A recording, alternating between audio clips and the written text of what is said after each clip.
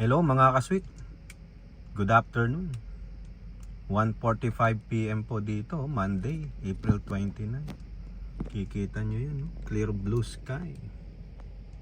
Current temperature, hindi ko na mabitawan ng cellphone, 93 degrees Fahrenheit.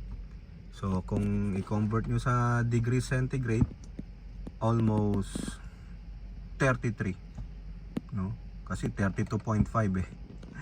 O 33 degrees Celsius. Mainit po. Ang humidity niya hindi naman, pero dry heat po kasi dito sa tingnan niyo. Ayan clear blue sky. Wala man lang ni isang ulap.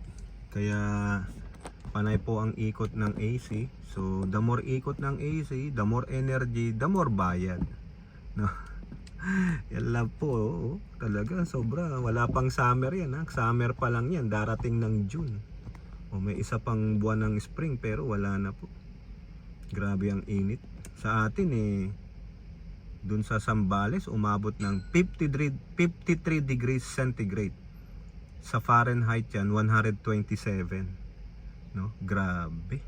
Ang init talaga mga kababayan. So yan lang, pa-update lang tayo, no?